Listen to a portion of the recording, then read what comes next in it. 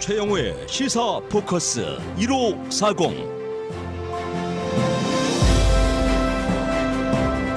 애청자 여러분 안녕하십니까? 최영호입니다. 새해 첫 거래일인 오늘 세계 모든 나라의 증시가 폭락했습니다. 뉴욕 증시는 다우지수의 경우 1.58%, 276포인트가 빠지면서 2008년 이후 8년 만에 최악의 새해 첫날을 보냈습니다. 이에 앞서 중국은 사상 처음으로 서킷 브레이커가 발동되면서 무려 6.86%가 폭락했습니다. 일본도 3.1%, 한국도 2.1%가 떨어지면서 원달러 환율이 15원 20전이나 오른 1187원에 마감됐습니다. 또 유럽도 마찬가지입니다. 이 나라별로 2.5에서 4.3%까지 떨어지는 등 전 세계적으로 증권시장이 동반 하락세를 보였습니다.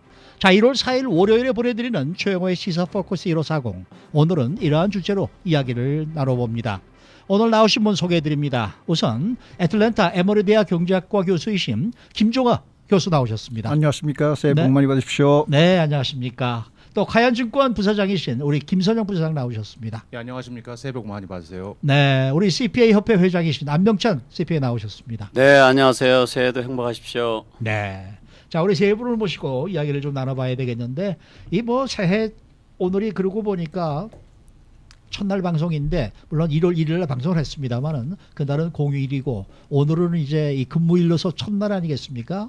근데 오늘 이 첫날 소식에 이렇게 경제 소식을 전해드릴 수밖에 없게 된 것이, 물론 증권시장도 많이 폭락을 했습니다만은 그래도 우리가 가장 이 살아가면서 우리가 좀 뭐랄까 관심이 많은 것이 아무래도 새해에는 좀 경제가 어떻게 될 것인가, 좀 잘 될 것인가, 이런 이제 바람을 갖게 되기 때문에 오늘 세 분을 모시고 이야기를 들어보도록 하겠습니다. 이 중국 증권시장이 아주 폭락을 했습니다. 이 중국 증권시장에서는 처음으로 이 서킷 브레이커가 이제 작동을 했다라는 그런 얘기가 있는데요.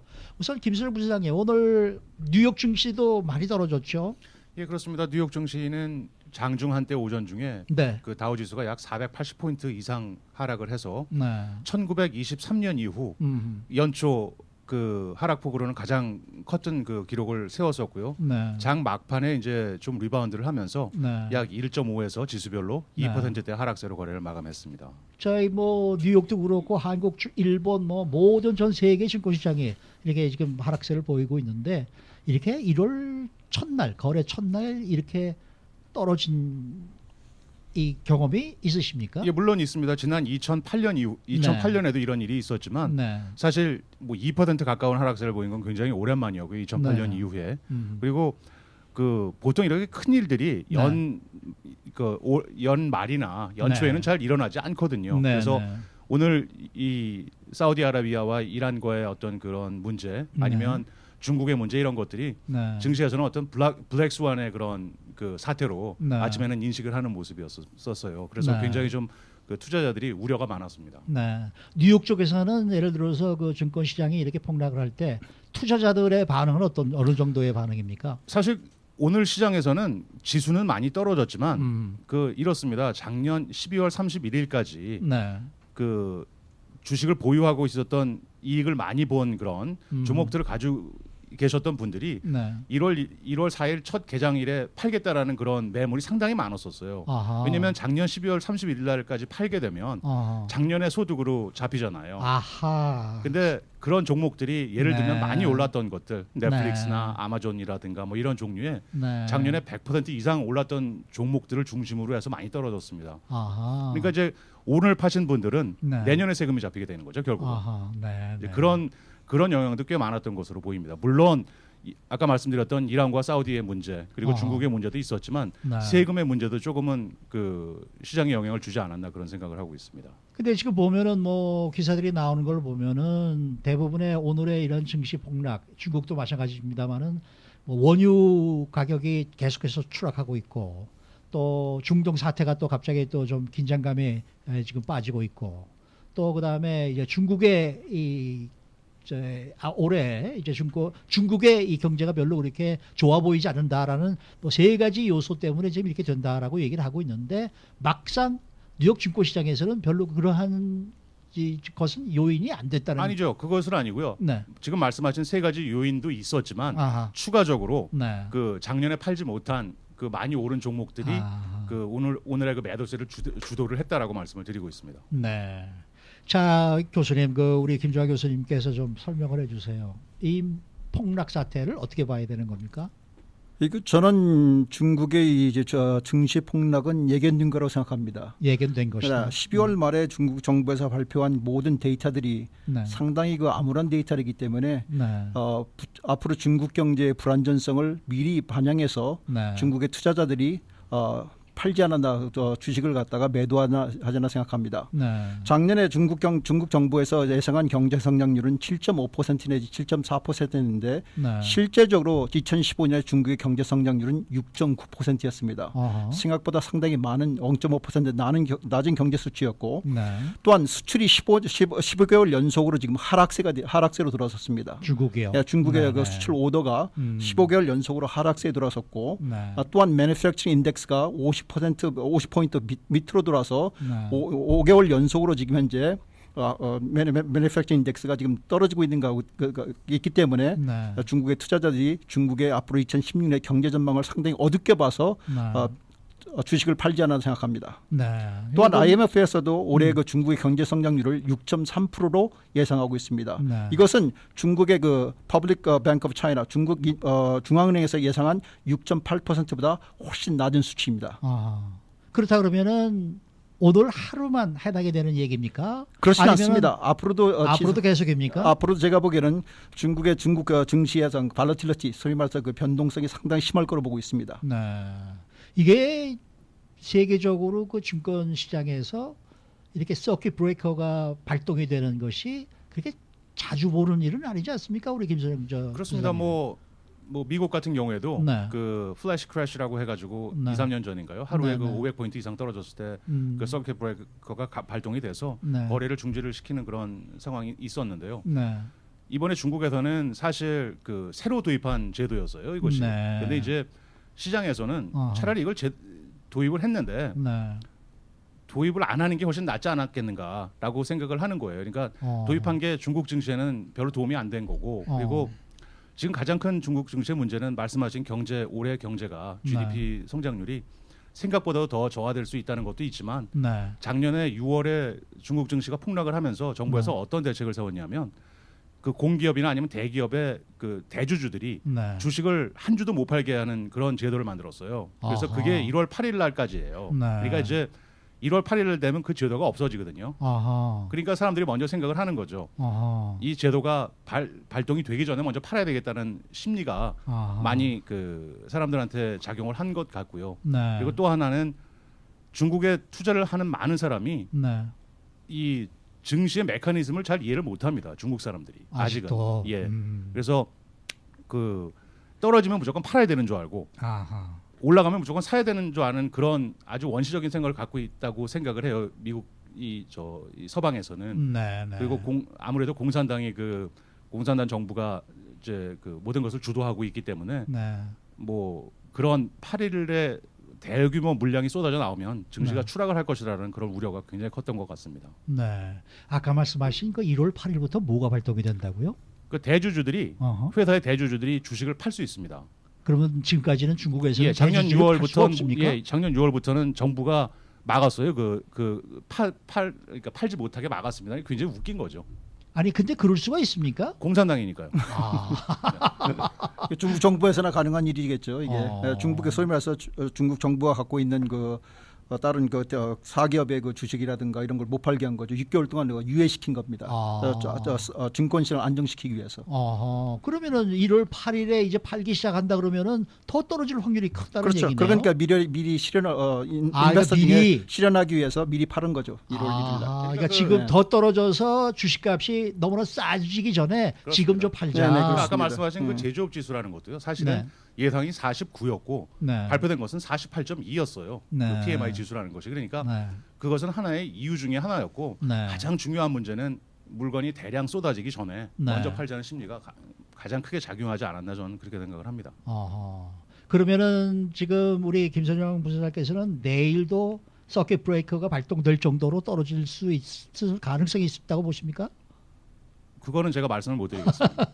일단 그 중국 시장이 오픈을 해야 알겠지만 네. 분위기는 네. 그 서킷 브레이커를 발동을 시켜놓고 네. 거래를 다시 재개를 못하고 장이 끝났거든요. 그렇죠. 그러니까 팔려는 매물은 사람들은 더 장 초반에 나올 수 있는 가능성이 상당히 높다고 봅니다.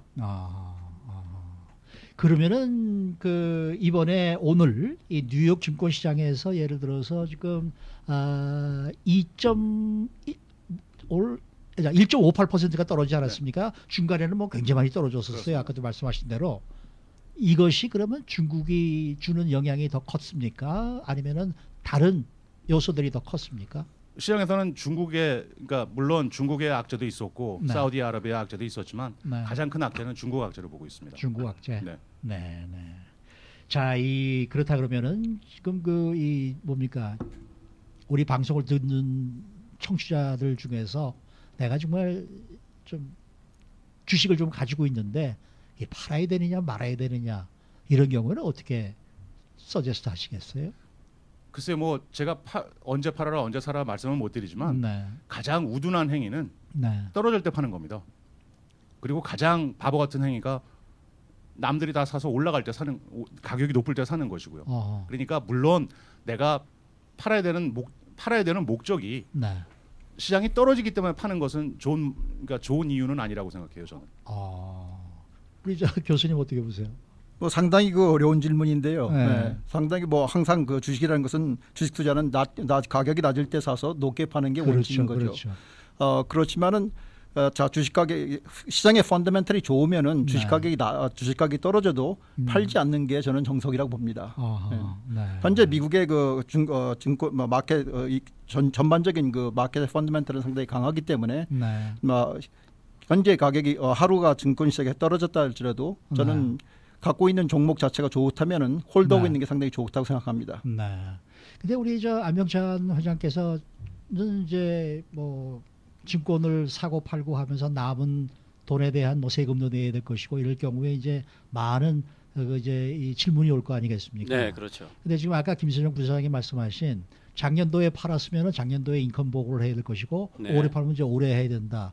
작년과 올해 무슨 뭐 브레이크가 좀 달라지는 그런 포인트가 있습니까? 그 말씀은 이제 12월 31일 이전에 팔면 2015년도 인컴으로 귀속이 되니까 2015년도 이제 소득으로 보고를 해야 되는 이슈가 생기고 네. 그것을 1월 1일 날에 파는 것이 같은 소득이라도 이익인 것은 일단은 1년 동안 세금을 유예를 할 수가 있잖아요. 아하. 2017년 4월 달까지 세금 보고를 하면 되니까. 그리고 그 사이에 많은 주식 거래가 있기 때문에 또 뭐 손실도 발생할 수 있고 이런 이제 어떻게 보면은 조정할 수 있는 충분한 기회가 있기 때문에 이제 그게 좋을 것 같고요.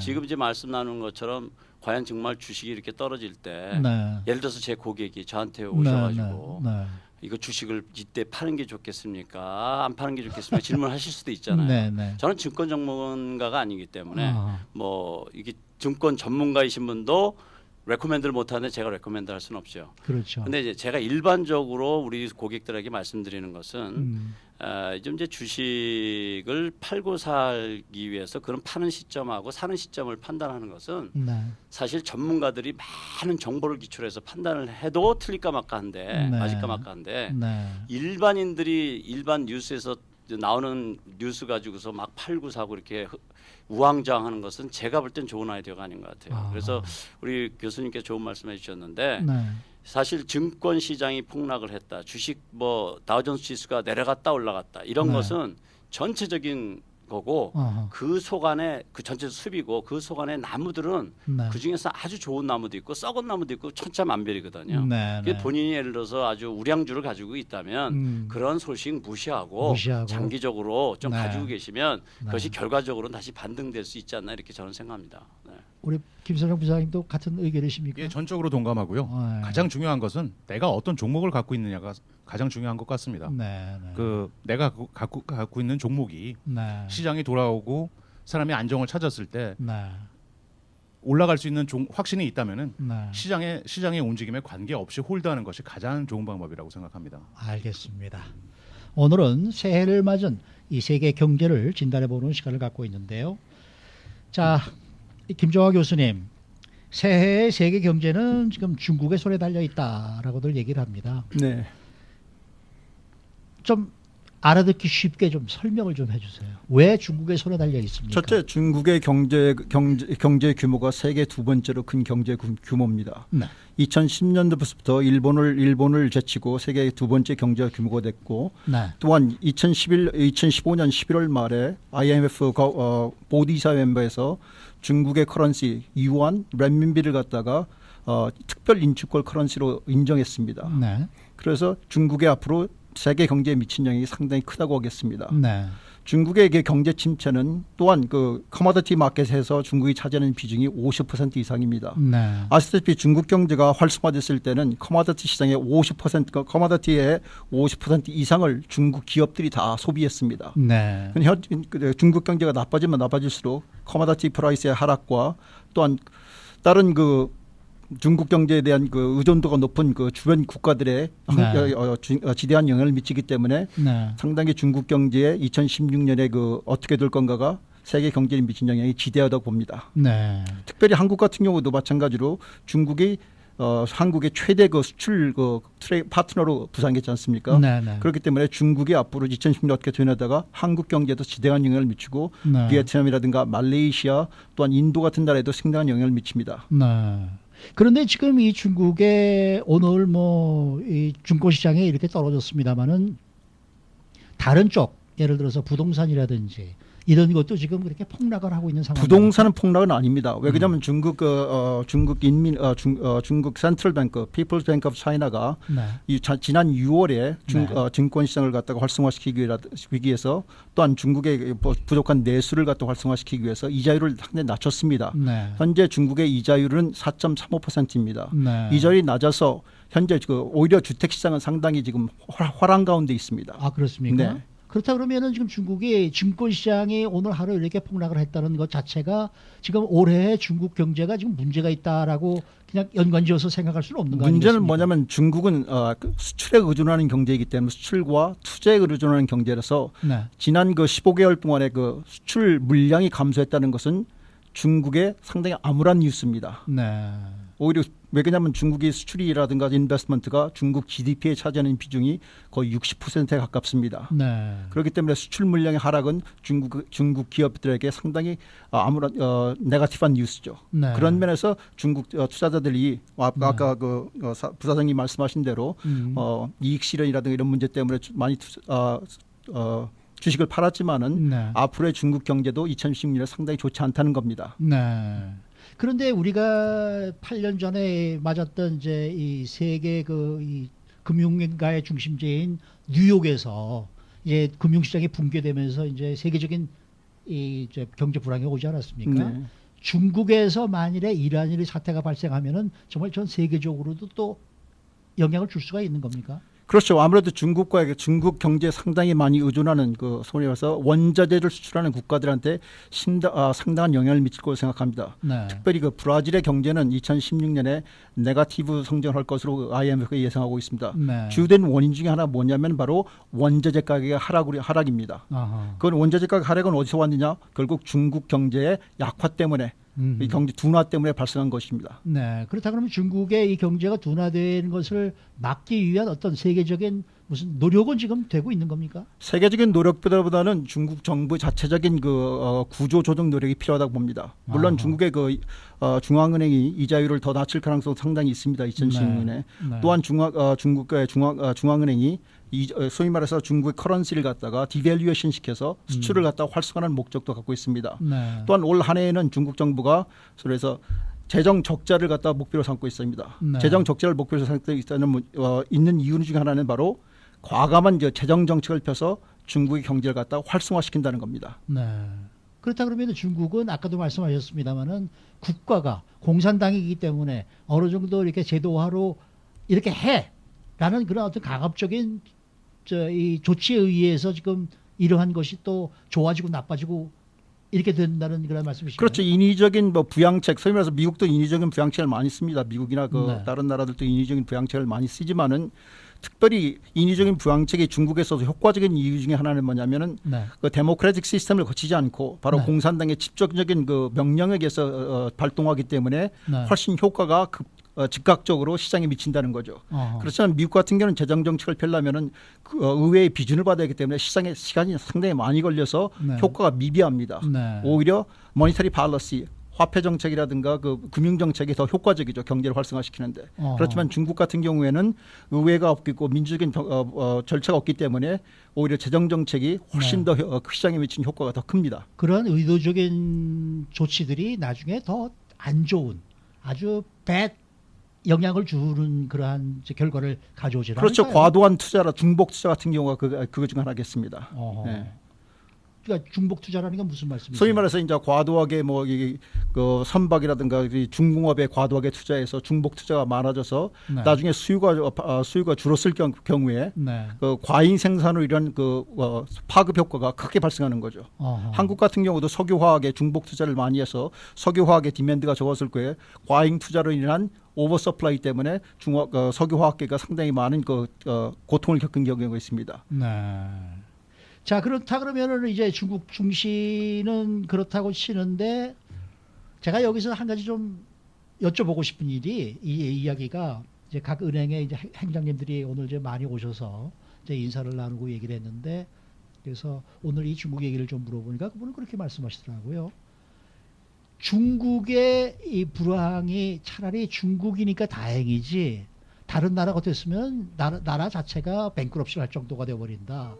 중국이라는 나라는 워낙에 지금 보유하고 있는 외환도 많고 자원도 많기 때문에 이러한 이 불황을 받아들일 수 있는 충분한 여지가 있기 때문에 차라리 중국인 것이 다행입니다라고 얘기를 하시더라고요. 그건 partially true고 반은 맞고 반은 틀리는 말씀입니다. 어떻게 왜냐하면 하세요? 중국이 그 원자재의 가장 큰 그 소비자였기 때문에 네. 원자재를 수출하는 베네수엘라라든가 아하. 에콰도르라든가 어허. 브라질이라든가 네. 나이지리아라든가 인도네시아 이런 나라들은 상당히 지금 재정적인 압박을 많이 받고 있습니다. 원자재 네. 가격의 하락으로 인한 그 정부 수입의 감소 때문에 네. 많은 재정적인 압박을 받고 있기 때문에 네. 꼭 중국에서 그 문제가 발생해서 다행이라고 저는 생각하지는 않습니다. 아, 그렇습니까? 예. 네. 알다시피 2015년 말에 남미의 큰 정치에 큰 변화가 있었습니다. 네. 소위 말해서 그 레프티스트 정권, 사회주의 정권의 몰락이라고 그런 표현이 맞겠습니다만은 그럼 사회주의 정권의 몰락이 왜 남미에서 발생했느냐? 결국 그것은 중국의 경제 둔화 때문에 발생한 겁니다. 중국이 경제 둔화를 위해서 브라질에서 수입하는 원자재를 수입하지 않기 때문에 네. 브라질이 많은 기업들이 상당히 어려움에 처해 있었습니다. 네. 그래서 경제 성장이 작년에도 마이너스 성장이었고 올해도 2016년에도 마이너스 성장을 꼭 기대되고 있습니다. 네. 또한 베네수엘라도 모든 그 원유의 50% 이상을 중국에 수출해 왔습니다. 네. 중국의 원유 수입 감소로 인해서 베네수엘라도 상당히 재정적인 압박을 많이 받고 있습니다. 네. 그러면 결론적으로 중국도 지금 중국이 경제가 다시 제자리를 찾아서 정말 눈부신 성장을 하게 된다 그러면은 전 세계적으로 모든 경제가 좋아져야 지금 중국도 좋아지는 거 아닙니까? 중국이 먼저입니까? 세계의 경제가 먼저입니까? 중국이 먼저 좋아지면 중국의 원자재 수요가 증가해서 중국이 좋아진다는 얘기는 수출을 많이 해야 된다는 얘기인데 수출을 많이 하고 그러면은 전 세계의 경제가 좋아져야 중국이 또 수출을 많이 할 거 아니겠습니까? 그렇죠. 그런 경우도 있고 또한 또 아까 말하신 대로 중국 현재 시진핑 정부의 1기 내각의 목표는 뭐냐면 중국의 펀더멘털의 리폼입니다. 펀더멘털을 바꾸는 겁니다. 네. 소위 말해서 그동안 수출과 투자에 의존한 그 나라 정책에서 네. 소비와 서비스를 중심으로 한 나라로 경제 펀더멘털을 바꾸자고 했는데 네. 그게 많이 성공하지 못했습니다. 아하. 그럼 앞으로도 계속해서 그러한 노력을 하겠네요. 시진핑 정부에서는 계속해서 중국이 장기적으로는 수출에 의존해서 많이 성장할 수 없기 때문에 네. 내수에 기반을 둔 경제 성장을 목표로 두고 있습니다. 네. 우리 김선영 부사장님 지금 현재 뉴욕의 이 투자자들에게 지금 그 중국의 이러한 이 저성장 이것이 예전에 8년 전에 금융계가 몰락했던 그 시절처럼 아주 심각하게 받아들여지고 있는 겁니까? 결론은 그렇지 않습니다. 그렇지 않습니까? 첫째, 음. 작년 2015년도에 네. 전 세계 증시가 그저 그랬습니다. 네. 그럼에도 불구하고 이거 긍정적으로 본다면 중국 증시는 10% 넘게 올랐습니다. 뭐 정부가 주도를 했건 안 했건 네네. 중국 증시는 1년 기준으로 10%가 올랐습니다. 네. 그리고 그게 뭐 독일 증시, 유럽 증시도 10% 오른 것이 없고요. 네. 뭐 일본도 그렇게 오르지를 못했습니다. 네. 중국은 일단 10%로 올랐으니까 사실 오늘 6.8%가 떨어져도 아직까지 풀었습니다. 아하, 그러니까 아하. 너무 이것을 과장하는 것은 좀 잃는 것이 아닌가, 부정적으로 보는 것은 잃는 것이 아닌가라는 네. 생각이 들고요. 네. 그리고 두 번째, 네. 미국 경제가 교수님도 계시지만 올해 예상이 네. 2016년 예상이 2에서 한 2.3% 정도 네. 예상을 뭐 성장할 것으로 예상을 하고 있거든요. 현재 상황은 네. 지금 걱정하는 건 우리가 걱정하는 건 중국 경제가 혹시라도 6% 밑으로 가면 어떡하나. 미국보다 3배가 빠른 성장세를 아직도 보이고 있는 거예요. 네, 긍정적으로 네. 생각을 한다면. 아하, 그러니까 예. 너무 부정적으로 생각할 필요는 없다라는 말씀을 드리고 싶네요. 네. 우리 저 안병찬 CPA께서는 네, 우선 저는 이렇게 봅니다. 우리가 그 달리기를 해도 네. 쉬지 않고 24시간 달릴 수 있는 사람은 없습니다. 네, 네. 경제도 달리다 보면 네. 쉬어가야 돼요. 네. 그래서 중국 경제가 지난 거의 10년 이상 동안 계속 성장해서 왔잖아요. 네, 네. 그러니까 조정 국면에 들어간 거라고 보고 큰 흐름으로는 이런 때가 올 것을 이미 다 전 세계에서도 예상을 해왔었고 네. 그런데 이제 지금 시진핑 정부에서 뭘 하고 있는지 우리가 봐야 되는데 국내 미국 정부 중국 정부 내부를 보면 지금 시진핑 정부는 그 중국의 그 부정부패를 척결하기 위해서 무지무지 노력을 하고 있습니다. 네. 그 일환으로 지금 뭘 하고 있냐면 아시아에서 아시아뿐만 아니라 전 세계에서 빠른 성장을 하고 그 어떤 부정부패를 잘 척결한 나라가 대한민국입니다. 네. 그래서 지금 시진핑 정부에서는 대한민국 정부에 뭘 의뢰했냐면 네.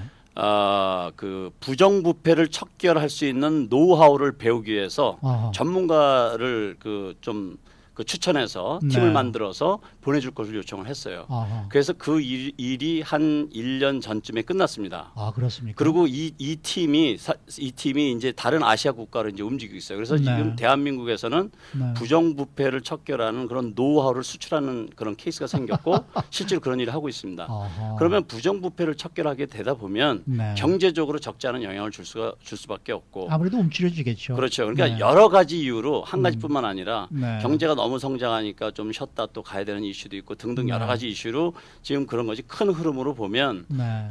그렇게 뭐 너무 우리가 막 우려를 할 필요는 없을 것 같다는 생각이 들고요. 네. 그 다음에 저희가 사는 곳은 미국입니다. 그럼 네. 과연 이것이 미국에 좋을 거냐 나쁠 거냐. 네. 물론 나쁜 점도 있고 좋은 점도 있지만 네. 이런 이유로 인해서 달러가 강세를 보이게 됨으로써 네, 오는 네. 또 그거로 인해서 도움을 받는 음흠. 그런 인더스트리와 그런 경제인들이 있는 거고. 네. 그리고 이제 지금 증권이 올라가고 내려가고 이런 세계적인 경제 흐름은 굉장히 그 매크로한 거거든요. 네. 근데 우리 동포사에서는 사실 그런 매크로한 데 영향을 받는 것보다는 지금 우리가 투자가들이 다 뺐다 넣었다 하는 것들이 개미 군단들이 뺐다 넣었다 하는 것보다는 어떤 기관 투자가들의 움직임이 굉장히 큰 거거든요. 네. 그러니까 실질적으로 우리 실물 경제에서는 그런 것도 물론 참고를 해야 되지만 네. 실질적으로 우리가 어떤 영향을 받을 것인가. 아하. 중국 경제가 저렇게 나빠짐으로 인해서 우리한테 꼭 나쁜 것만 있지 않을 수도 있어요. 예를 들면 네, 지금 자바에서 이런 데서 물건을 수입할 때 자꾸 코스트가 올라가거든요. 네, 네. 그럼 경제가 올라가면 코스트가 좀 다운될 수도 있는 거고 아하,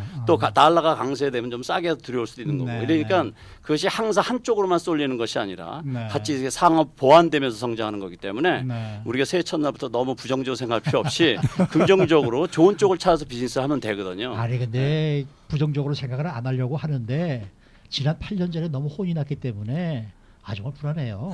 은근히. 네. 네, 네. 그렇지만 이제 그렇게 IMF 있을 때 네. 우리 이제 고객 같은 경우도 그렇고 많은 한인들 중에서 한국에 투자했다가 반토막이 나서 돌아가신 분들도 많이 네, 계세요. 네. 그런 IMF 때문에 그 뒤로 한국으로 돈을 내보내 가지고 벌으신 분들도 있어요. 아하. 그래서 우리가 오늘 점심시간에 우리 회계사들끼리 모여서도 얘기했는데 네. 부동산을 투자해서도 운이 나쁘면은 손해를 보는 거예요. 예를 들어서 그렇죠. 최근에 놀스리치가 아니라 포렌치에 네, 네.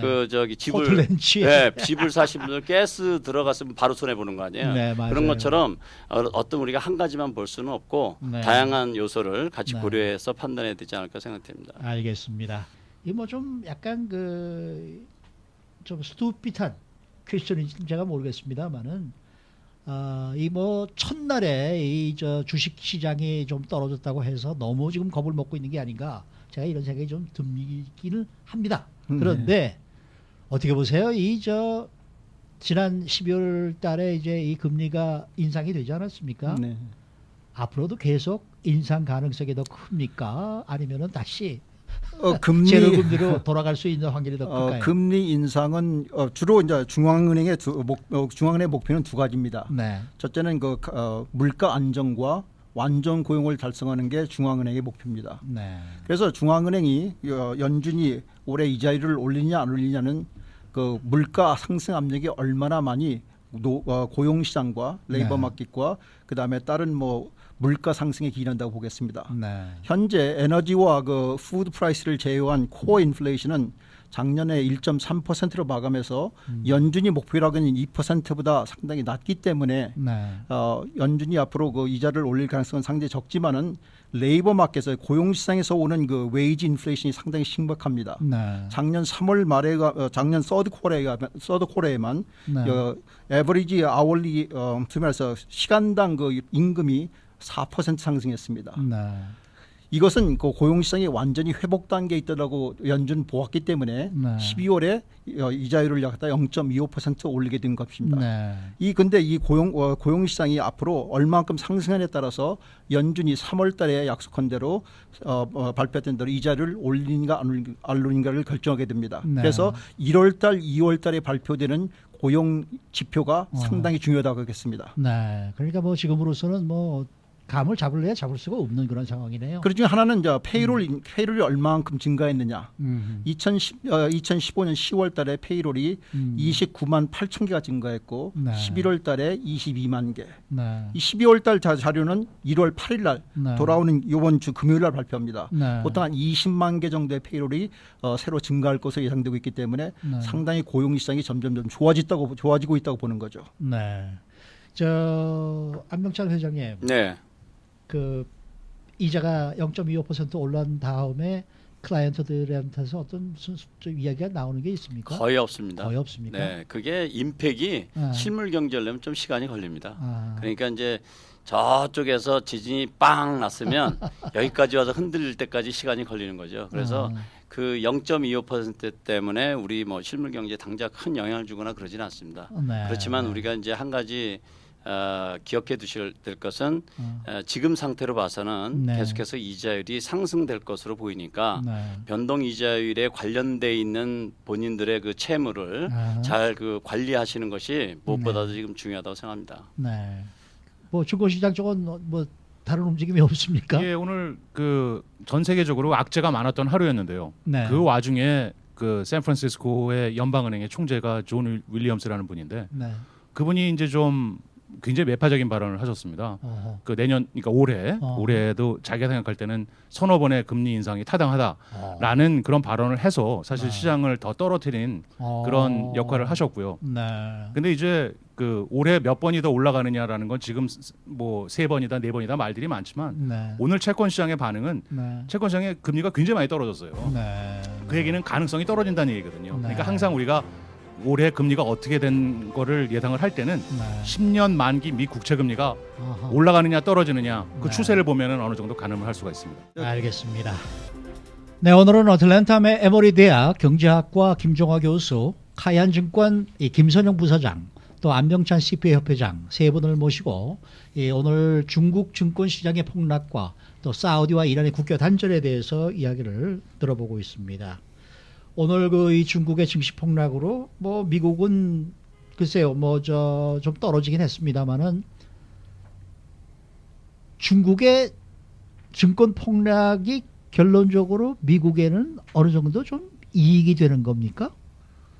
좀 그죠. 질문이 좀 이익이 된다고 이상합니다만. 말하기는 힘들죠. 네. 아무래도 중국 시장이 떨어지게 되면 네.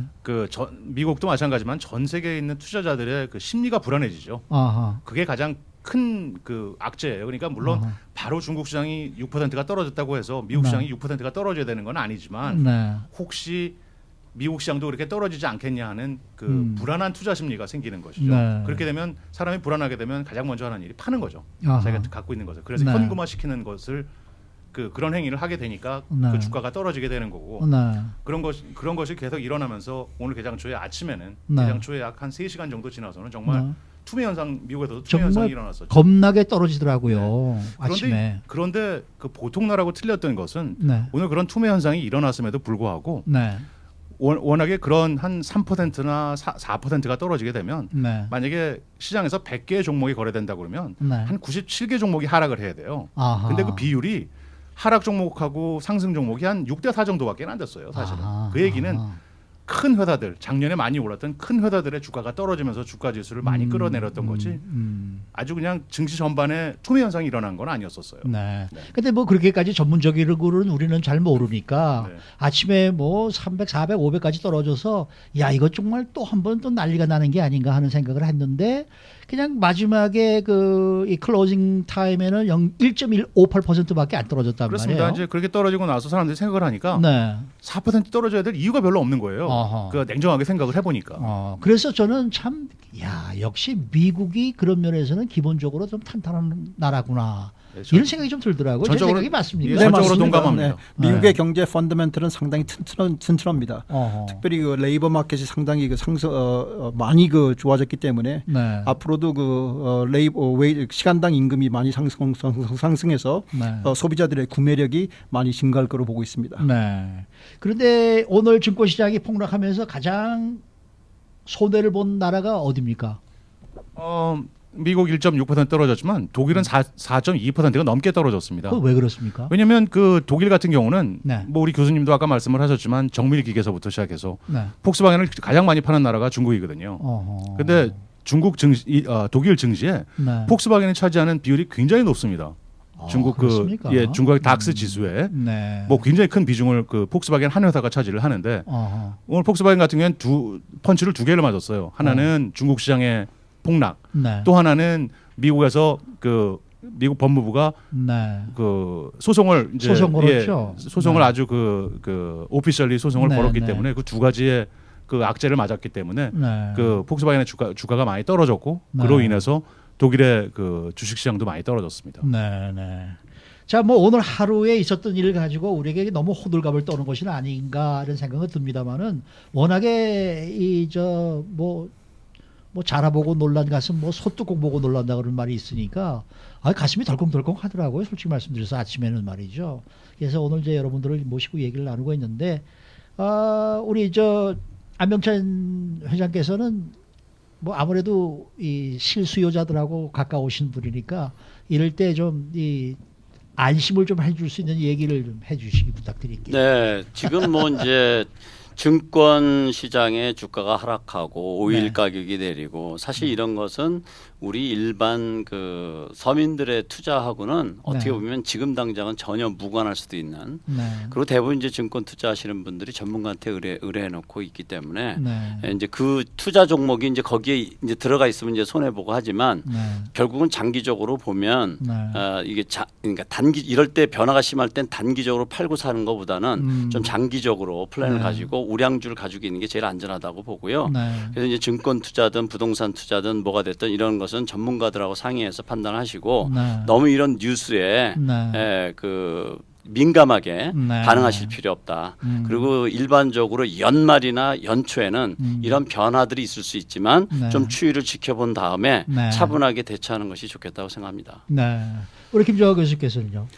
저는 미국의 경제는 올해 그 IMF가 예상한 대로 2.8%에서 2.6% 정도 성장할 거로 보고 있습니다. 네. 이것은 그 어드밴스 이코노미 중에서 가장 높은 경제 성장률이고 네. 유럽 전반의 유로 에리어의 1.8%보다 훨씬 높은 성장률이기 때문에 네. 미국의 그 경제 펀더멘털이 상당히 튼튼할 거로 보고 있습니다. 네. 네. 오일 가격이 더 $20로 떨어지지 않는 이상 미국 경제는 올해 완만한 성장할 거로 생각되기 때문에 네. 펀더멘털을 보시고 뭐 투자하시면 상당히 좋겠습니다. 네. 우리 김수영 부사장께서도 한 말씀 예, 해주세요. 저도 우리 교수님 생각에 전적으로 동의를 하고요. 네. 그리고 한 가지 이제 좀 걱정스러운 건 네. 1월 증시가 떨어지면 그해 증시가 떨어진다는 속담이 있습니다. 아, 그렇습니까? 예, 근데 이제 뭐 지금 하루 지났으니까요. 하루 지났는데요. 예, 그래서 저의 바람은 네. 일단 1월 31일까지는 네. 0.1%라도 플러스가 나온다면 올해 네. 한 해가 좋을 것 같고요. 네. 그리고 또 슈퍼볼에서 NFC 팀이 우승을 하면 또 증시가 올라간다는 속설이 있기 때문에 네. 뭐 그런 것들을 좀 바라고 있습니다. 그리고 오래됐던 그 여자분들이 많이 미니스커트를 많이 입었으면 좋겠습니다. 왜요? 미니스커트 많이 네. 입으면 올라갑니까? 치마 길이가 짧으면 짧을수록 증시가 그 올라간다는 속설이 아, 치마 길이가 짧으면 짧을수록 네. 증권 시장이 올라간다. 네. 네. 이거 또 무슨 성희롱이 아닌지 잘 모르겠네. 자, 오늘 말씀 대단히 감사합니다. 감사합니다. 네, 감사합니다. 네, 오늘은 애틀랜타 에모레디아 경제학과 김종학 교수, 카연증권 김선영 부사장, 그리고 안병찬 CPA 협회장 세 분 모시고 이야기를 나눴습니다. 자, 지금까지 프로듀서 김현숙, 이정훈, 이재훈, 그리고 진행의 최영호였습니다. 저는 내일 오후 3시 10분에 다시 돌아옵니다. 편안한 저녁 맞으시기 바랍니다. 감사합니다.